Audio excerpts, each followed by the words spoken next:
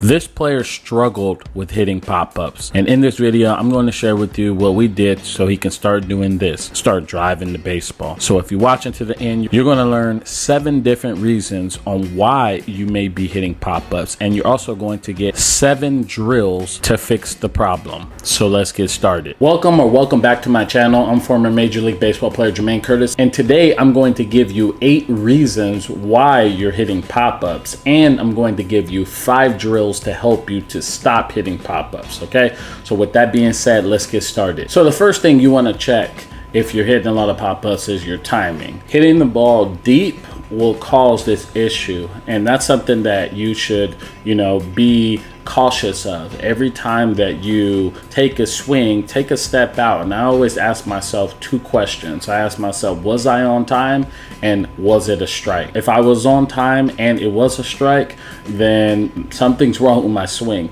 But if I wasn't on time and it was a strike, then that means I was late usually, and that would end up me hitting pop-ups. So that's what you want to do, is you want to always ask yourself 2 questions. When you get out, take a deep breath and be like, am I on time? Yes. Okay. And the next thing is, was it a strike? Yes. Okay. You'll see in this video right here that he just hit this ball late right here, just late. He hits it right here, boom, and then it pops up, as you can see. So it didn't allow him to get through that baseball because the barrel is still back. He didn't throw the barrel. And that's another thing too, is, and I'll talk about it more later, is releasing the barrel. He's still trying to stay inside of it, but that's because he's late. He can't get the barrel out front because he's late.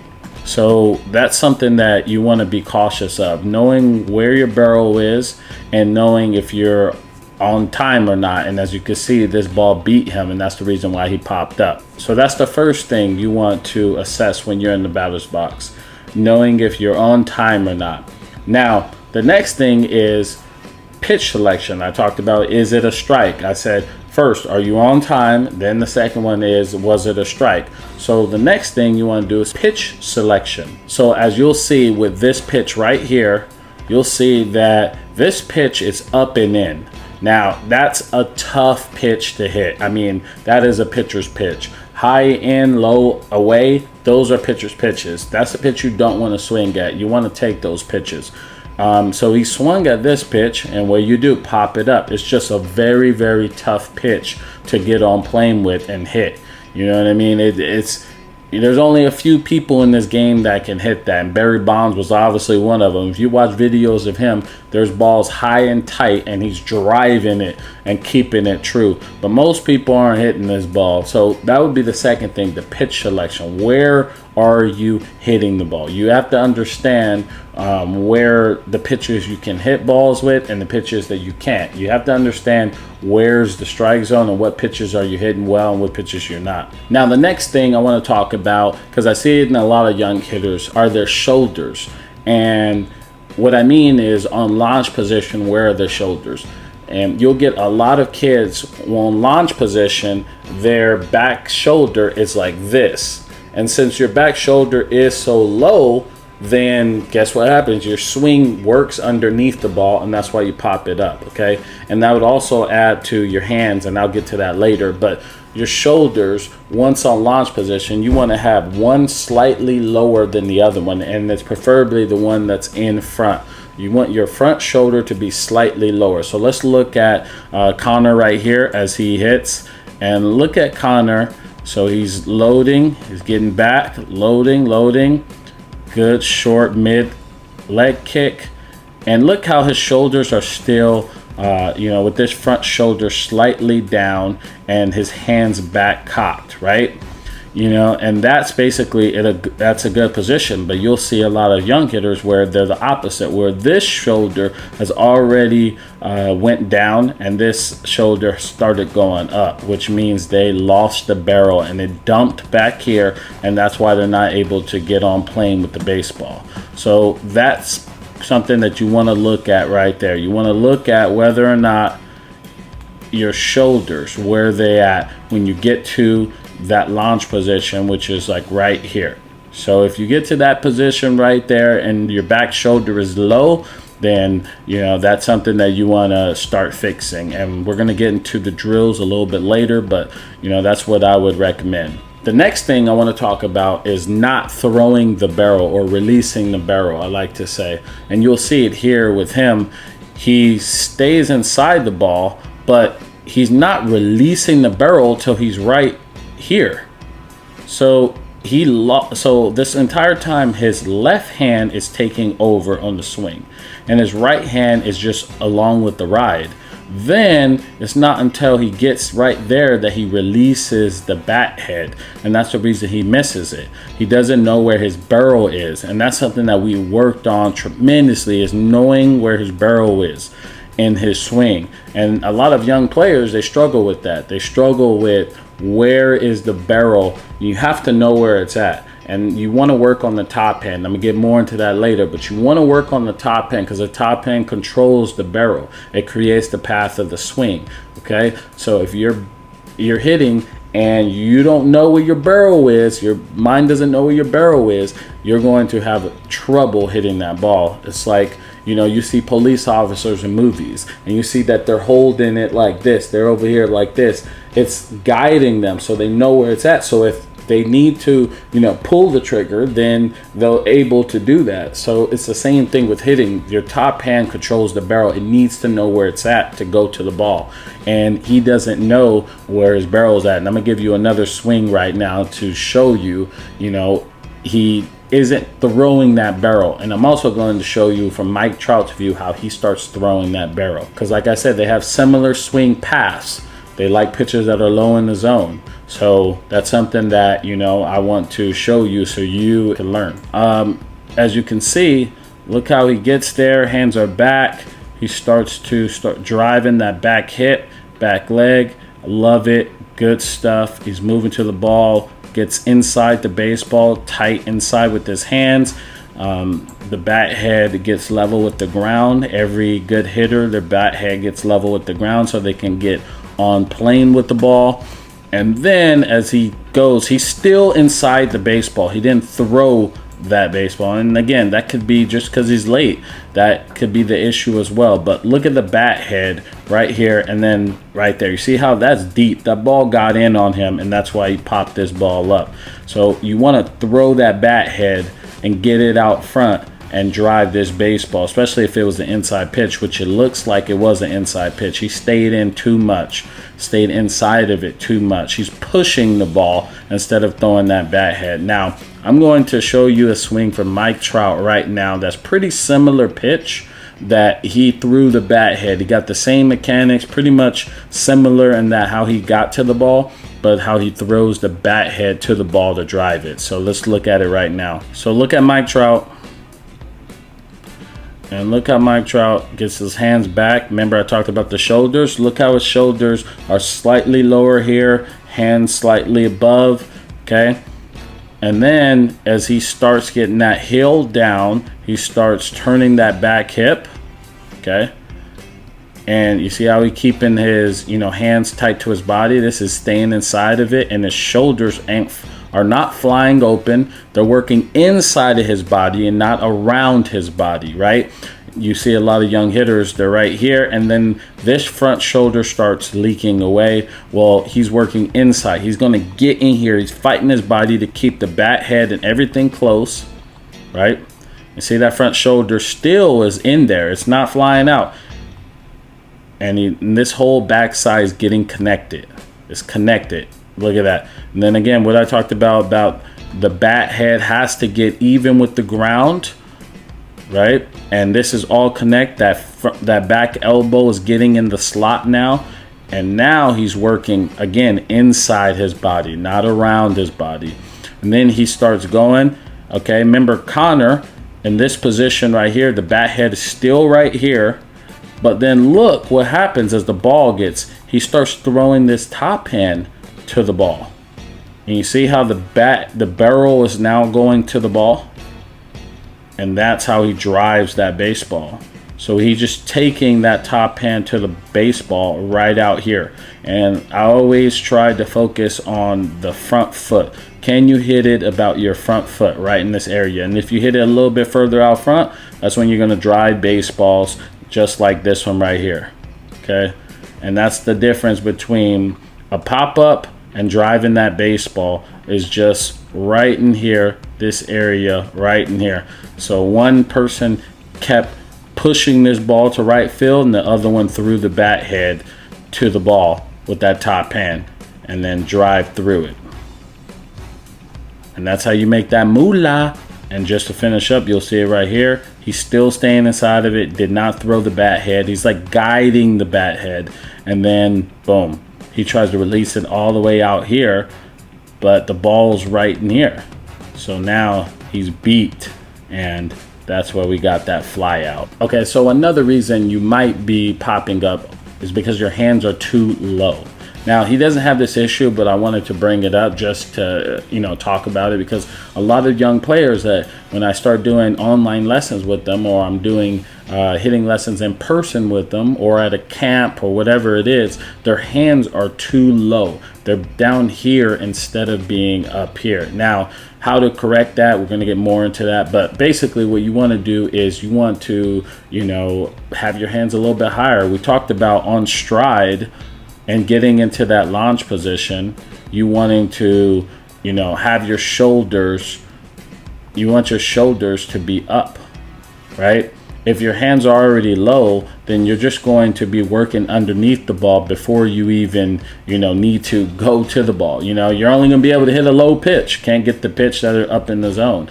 The higher you go up, the guys are going to throw harder and harder.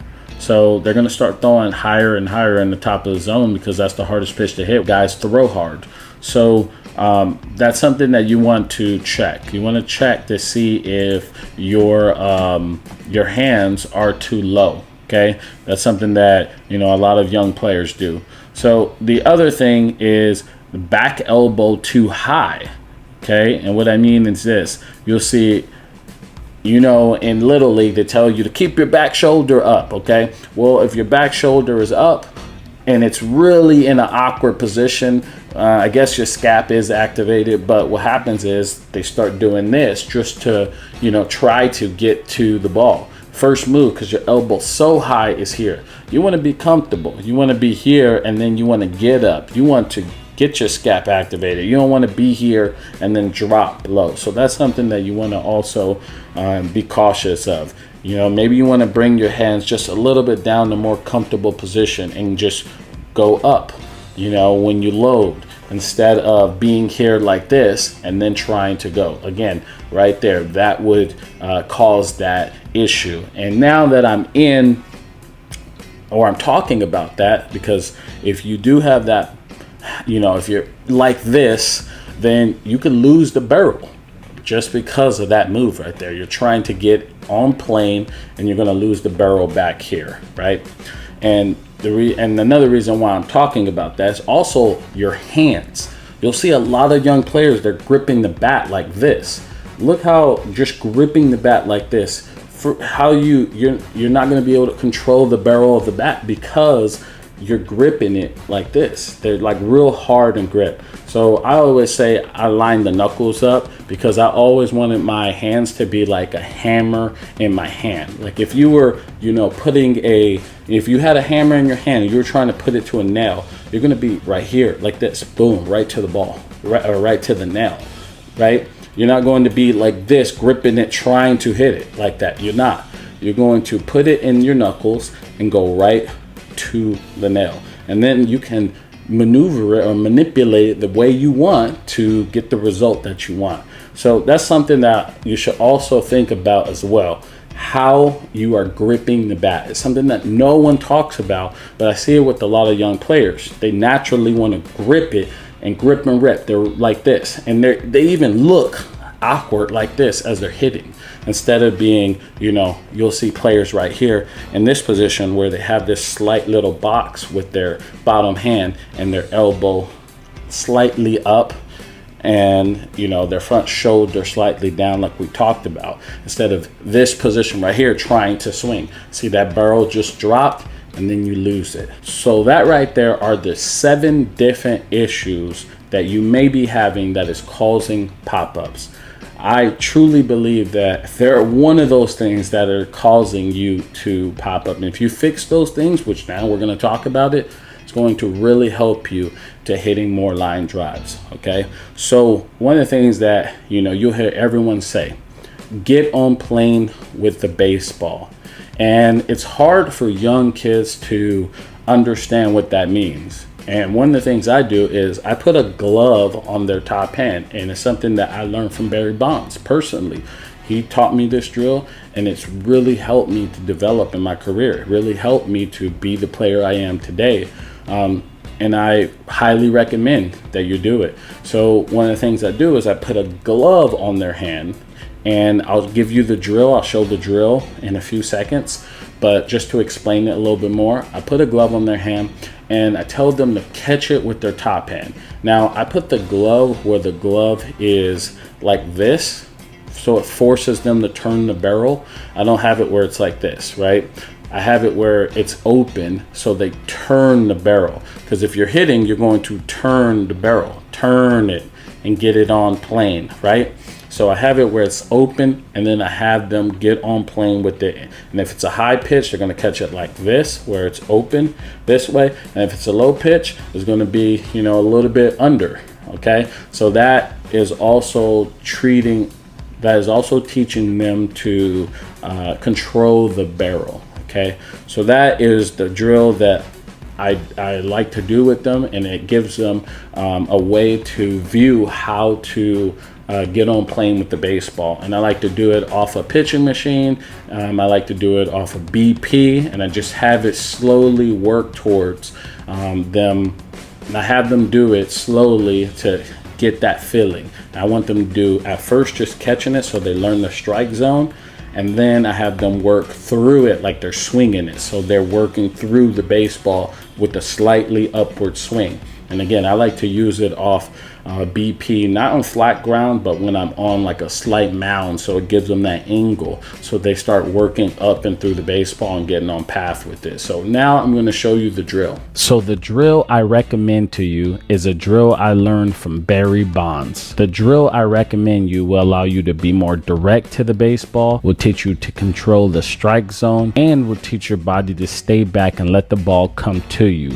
The drill I recommend to you is the catch drill. This drill is by far one of my favorite drills and can be used in so many ways. So what you are going to do is drop your bat, you're going to get in your batter stance, have a partner flip you the ball, and you're going to catch it with your top hand. So if you're a right-handed hitter, you're going to catch it with your right hand. If you are a left-handed hitter, you're going to catch it with your left hand. In this video right now, I'm using a pancake glove. I usually use a left-hander's glove and put it on my right hand so I can catch it, but I left it at home, so I made an adjustment. Anyways, as you can see, what you want to do is you want to get ready as if you were going to hit the ball and catch it with your top hand. The main reason I like this drill is we are going to get more into that later, but it allows you to see what the body is doing before you take a swing. So I use this drill before I started hitting in the cage, and it's what I do with my students the first thing when they get inside the cage. I also like this drill because it starts working your hand-eye coordination, and it trains you to learn the strike zone, which is a very important thing. It's definitely one of my favorite drills, and I did this every day in my routine. Now I do it all with my students. Now, to get a little more deeper, the reason I like this drill is because you get to see what your body is doing. For example, if a player is opening up, you immediately see it, and you can make adjustments without swinging the bat. Or if your head is not staying on the baseball, you'll be able to see it, and you'll be able to feel it and notice it. Or if you're not getting extension through the baseball, you can make corrections and teach to get through the ball just by using this drill. I also like this drill because it teaches the strike zone. Earlier in the video, I was taking pitches that were balls. If you do this, this will allow you to learn the strike zone as a hitter, which is very, very important, especially as you move up the ladder in competition. And if you control the strike zone, you get better pitches to hit, and this will result to more success. Another reason I love this drill is because it gets your top hand to get on plane with the ball. See, the top hand controls the barrel and also creates the path of the swing. And if your top hand is going direct to the ball, or in other words, goes directly to catch the ball, you are going to hit. The last reason I love this drill is because if you are a player that is jumping at the baseball and not staying back, this will teach your body to let the ball come to you, which will make you more balanced. And balanced is one of the most important things when it comes to hitting. So the next drill I like to do to help you understand your point of contact and being direct to the baseball and controlling it and going right to the baseball is the tap drill. With this specific player right here, Connor, we started to work with the tap drill. The tap drill helped him out a ton, because what happened was he couldn't feel what I was trying to translate. So I was like, all right, how do I get him to do that? And the tap drill was the way. And with that, it slows everything down and forces him to control the barrel and be right direct to the baseball. So I'll show you a few clips right now as I'm talking, but as you can see that you'll see I'm controlling the barrel. I'm controlling it, and I just want to tap it. It's like a half swing, and you're going right to the baseball. And if you do it right and you stay strong, you're going to hit line drives. And that's what I would tell him. At first, he was popping it up because, again, he was working underneath the ball, and he wasn't going direct to it. So he was popping it up at first, and I was like, just stick with it. Come on, you got this, you got this. And then he had those few where he had one where he felt it, and then he felt the next one, and then boom, he started to get it. He's like, oh man, I love this drill. And that's his go-to drill now that we would do off the pitching machine, off of BP, and I would throw it high, low, everywhere, and just forced him to just tap it. And he started working more to the ball and start hitting line drives even with the half swing. And then the next one we would do to that is the 3/4 drill, which means you're going to go a further out front 3/4. It's not a full swing. You know, the tap drill is here, and then the 3/4 is just a little bit more through it. That's it. It's not a full swing. So he's still working to the ball and he's working slightly through it, but it's not a full swing. So that's another one that we did that will help you if you're popping the ball up. Again, it's going to be hard at first because you have to learn how to control the barrel. The next drill we did as well was the Barry Bonds drill. You guys all know about it. Barry Bonds Christian Yelich drill. You know, we set the ball on the tee and have him hit the home plate and then work further out. And that's just working the top hand. Barry Bonds was big on the top hand. I'm big on the top hand. It's helped me to, again, be the player I am today. So we worked on the top end. In this video, you see he doesn't really take the top hand to the ball. He doesn't release that barrel.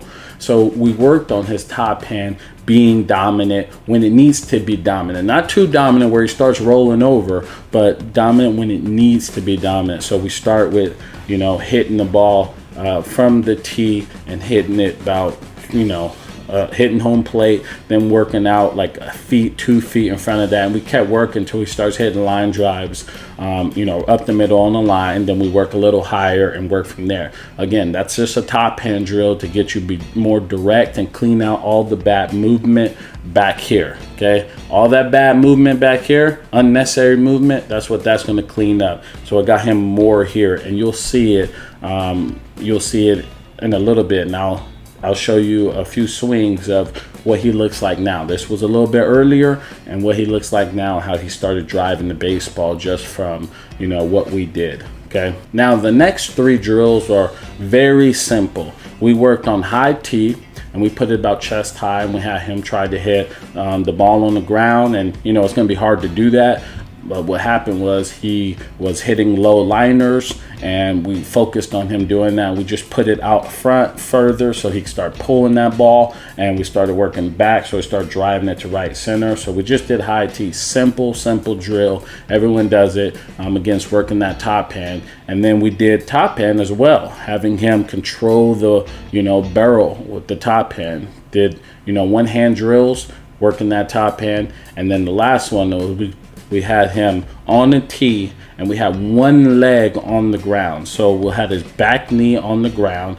and his front knee out. And what we did was we just had him hit off the tee and hit low liner. So we took away his lower half and forced him to use his hands to go direct to the baseball. And that usually started cleaning up. And you'll see in this swing right here, and you probably already seen in the intro, that he basically was more direct to the ball and he released that barrel, and that's why he drove this ball over the fence. Okay, so those are the drills that we did. If you watched into the end, let me know that you watch into the end. Go ahead below, comment below, say I watched into the end, because I really appreciate you. And since you also watched to the end, I'm going to give you this book right here. This is the Hitter's Law. Basically, you're going to use this book for data to understand what type of hitter you are. When we're talking about Connor, we realized that he liked low pitches. He has an upward swing, so he's definitely going to like low pitches.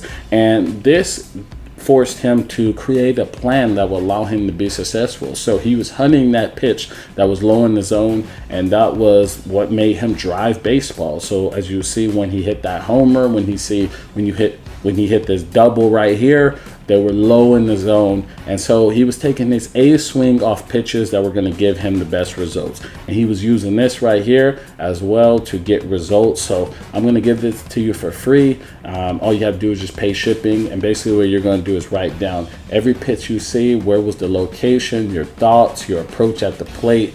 You're going to just jot it all down. Then you're going to use your data to be successful. The players at the highest level know what type of players they are. And if you don't know what type of player you are, it's going to be very hard for you to stand out.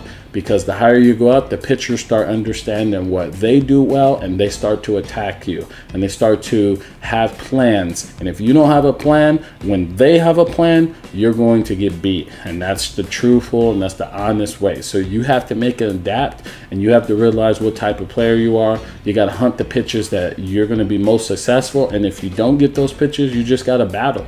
So that's what you do. You use this book right here to help you. So if you want it, link will be in the description below. Again, I want to thank you guys for watching. If you enjoy videos like this, hit that like button, subscribe to the channel. Again, if you watched all the way into the end, comment below and let me know. All right, so thank you guys, and I'll see you in the next video.